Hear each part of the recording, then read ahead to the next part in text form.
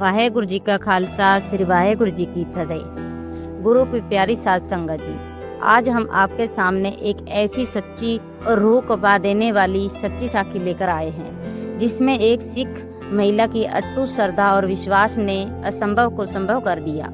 इस साखी में आप जानेंगे कि कैसे एक मरा हुआ बच्चा गुरु की कृपा से फिर से जीवित हो गया, और यह चमत्कार देखकर एक पठान भी हैरान रह गया। यह कोई काल्पनिक कहानी नहीं है, बल्कि सिख इतिहास की प्रेरणादायक सच्ची घटना है, जो हमें सिखाती है कि सच्चे दिल से की गई अरदास कभी व्यर्थ नहीं जाती। यह साखी हमें विश्वास, भक्ति और गुरु के प्रति समर्पण का असली अर्थ समझाती है। अगर आपको ऐसी सच्ची साखियाँ सुनना पसंद है तो वीडियो को लाइक करें, चैनल को सब्सक्राइब करें, बेल आइकन दबाना ना भूलें। आइए शुरू करते हैं आज की ये साखी। गुरु की प्यारी साध संगत जी, एक बार की बात है जब गुरु गोविंद सिंह जी महाराज अभी बाल अवस्था में थे। यह घटना पटना साहिब की है। उस समय महाराज बच्चों के साथ अनेक प्रकार के खेल कौतुक किया करते थे। एक दिन महाराज जी बच्चों के साथ यमुना नदी किनारे गए। वहां वे पानी उछालने का खेल खेल रहे थे। पटना साहिब के बहुत से बच्चे उनके साथ खेलने आया करते थे। कभी कभी गुरु साहिब बच्चों के साथ नाव में बैठकर भी अनेक प्रकार के आनंदमय खेल किया करते थे। उसी प्रकार एक दिन जब महाराज बच्चों के साथ पानी में खेल रहे थे और एक दूसरे पर पानी डाल रहे थे, तभी अचानक एक स्त्री ऊंची और दर्द भरी आवाज में रोने लगी। उसकी आवाज में इतना दर्द था कि वह विलाप कर रही थी। यह आवाज सभी बच्चों के कानों में पड़ी बाल रूप में ही, जो कि प्रीतम गुरु गोविंद सिंह जी का हृदय बहुत कोमल और दयालु था। धौल धर्म दया का पूत, दया से ही धर्म का जन्म होता है। महाराज उस रोने की आवाज सहन न कर सके और तुरंत बाहर आकर उस स्त्री के पास पहुँचे। बाल प्रीतम जी ने देखा कि उस स्त्री के रोने का क्या कारण है। वहाँ उसके पुत्र का शव पड़ा था। उसका बेटा मर चुका था। साध संगत जी, माँ का दुख बहुत गहरा होता है। कोई भी माँ अपने बच्चे का वियोग सहन नहीं कर सकती। उसका हृदय रो रहा था। महाराज ने कहा, माता जी, आप क्यों रो रही हैं? वह कहने लगी, सच्चे पातशाह जी, उसे पूरा विश्वास था कि यह वही ज्योत है जो गुरु नानक देव जी महाराज की है। वह स्त्री कहने लगी, मेरा बेटा अभी बिल्कुल ठीक ठाक था, पता नहीं अब श्वास नहीं ले रहा। साध संगत जी, कुर्बानी हमें समझाती है, हर जपदे अखिन ढील न कीजिए मेरी जिंदड़िए, मत के जापे सा आवे के ना आवे राम। अर्थात, हे मेरी सुंदर आत्मा, परमात्मा का नाम जपने में एक क्षण की भी देर मत कर।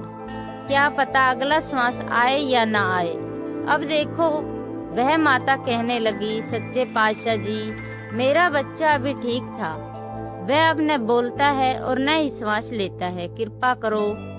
महाराज जी के हृदय में बहुत दया आई। गुरु गोविंद सिंह जी ने कहा, माई जी देखो, श्वास तो आ ही रहा है, ध्यान से देखो, यह जीवित है। साध संगत जी, गुरु साहिब के वचन अटल होते हैं। वह जो कह देते हैं वह सत्य हो जाता है। जैसे ही बाल प्रीतम जी ने यह वचन कहा, वह मृत बालक जीवित हो गया। अब यहाँ किसी के मन में शंका आ सकती है कि ये कैसे हुआ।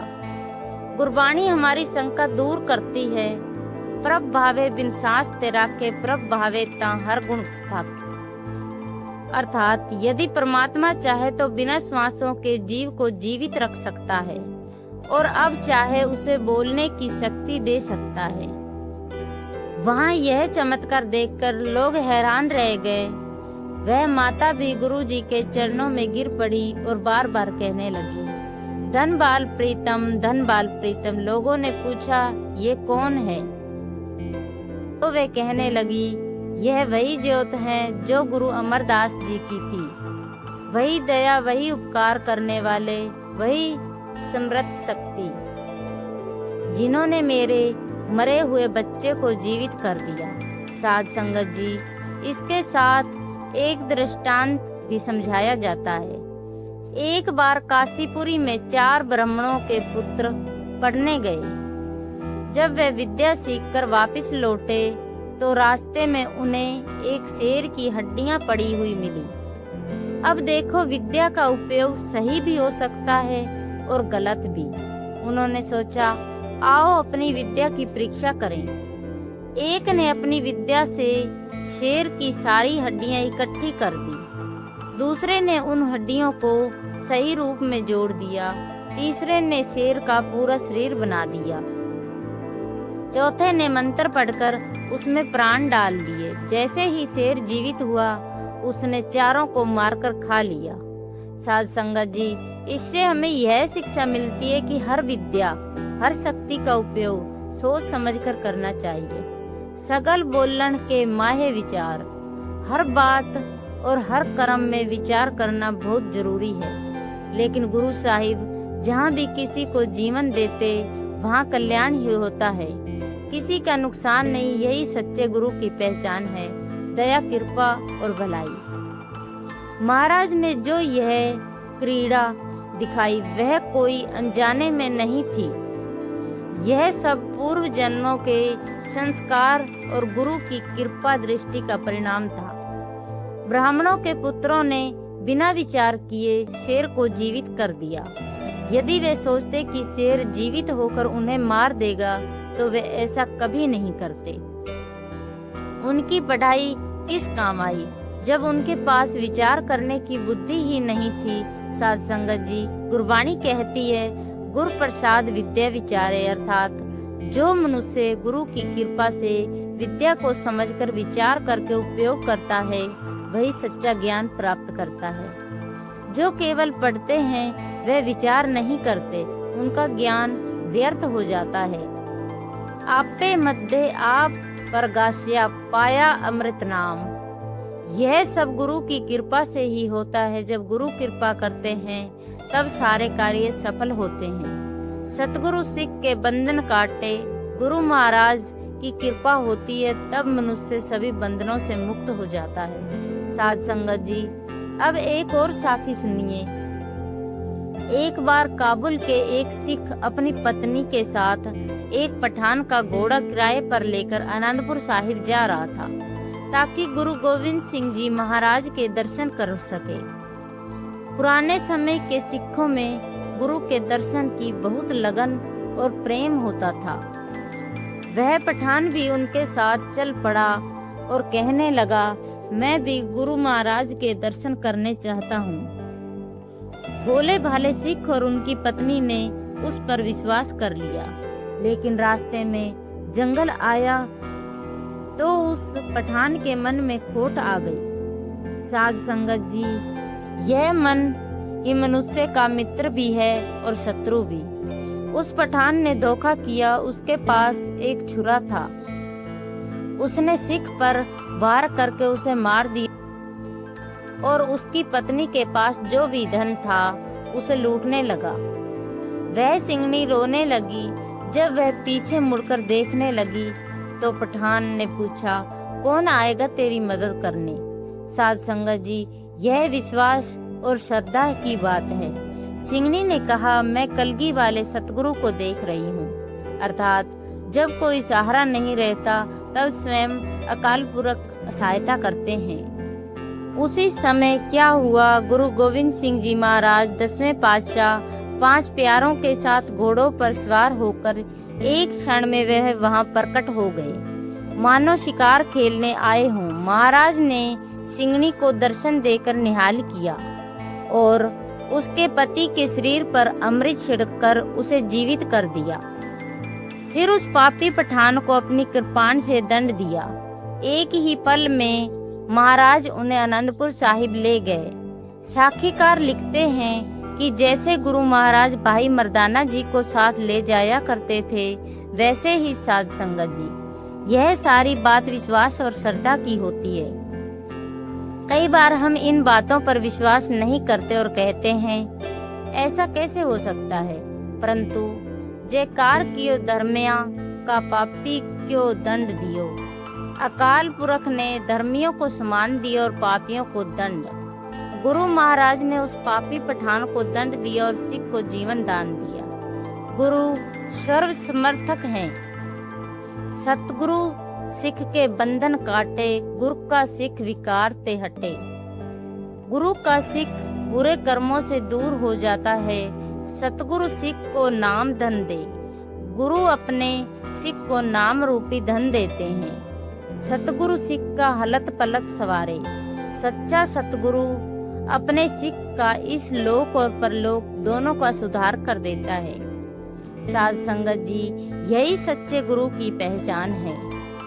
वह अपने सिखों का कल्याण करते हैं, उन्हें नाम से जोड़ते हैं और हर संकट से उबारते हैं। सतगुरु अपने सिख का इस लोक और परलोक दोनों को संवार देते हैं। गुरु महाराज अपने सिख को सदा अपना दास जानकर हमेशा याद रखते हैं। सिख तो कभी कभी गुरु को भूल सकता है, परंतु गुरु अपने सिख को कभी नहीं भूलते। साध संगत जी, जो अपना मन गुरु के चरणों में अर्पित कर देता है, उसके सभी कार्य सफल हो जाते हैं। जो सेवा करते समय किसी फल की इच्छा नहीं रखता, उस पर कृपा हो जाती है। लेकिन कई बार हम अपनी ही अहंकार में फंसे रहते हैं। हम अक्सर कह देते हैं मेरे कारण सब कुछ हो रहा है, जबकि सच्चाई यह है कि शरीर भी परमात्मा का दिया हुआ है, आत्मा भी उसी की ज्योत है। हम कहते हैं सब कुछ तेरी देन है, पर चालाकियां मेरी हैं।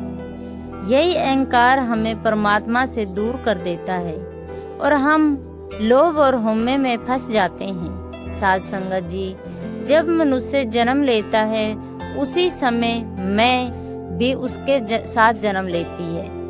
धीरे धीरे बच्चा मैं कहना सीखता है, यह मेरा कमरा है, यह मेरी किताब है, और फिर यही मैं इतनी बड़ी हो जाती है कि जब किसी का अपमान होता है तो उसे बहुत चोट लगती है। जहाँ मैं होती है, वहाँ तू यानी परमात्मा का वास नहीं होता।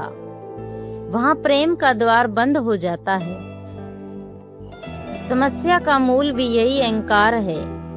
गुरबाणी कहती है, काठ की पुत्री कहाँ करे बपरी, खिलावन हारो जाने।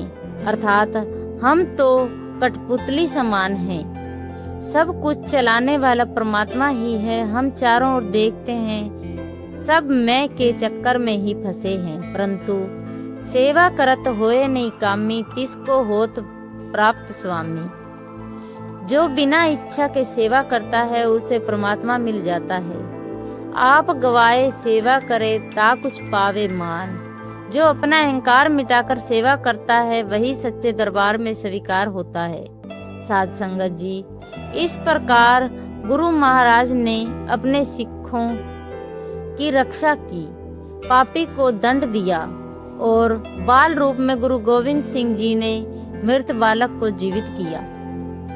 सतगुरु महाराज से अरदास है कि वह हमें भी बख्श ले।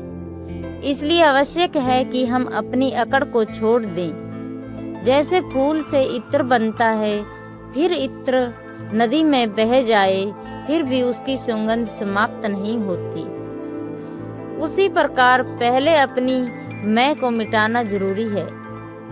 साध संगत में रहकर भी हमें अपने अहंकार को भारी नहीं बनने देना चाहिए। यह न कहें यह काम मैं ही कर सकता हूँ, बल्कि ये कहें गुरु की कृपा से यह कार्य मुझसे हो गया। हमारा प्रयास हो, मेहनत मेरी, रहमत तेरी। जब हम अहंकार छोड़कर समाज और रिश्तों में रहेंगे तो वहाँ भी प्रेम और सुगंध फैल जाएगी। अंत में अरदास, जेता समुंदर सागर नीर भरिया, तेते अवगुण हमारे, दया करो कुछ मेहर उपावो, डूबदे पत्थर तारे।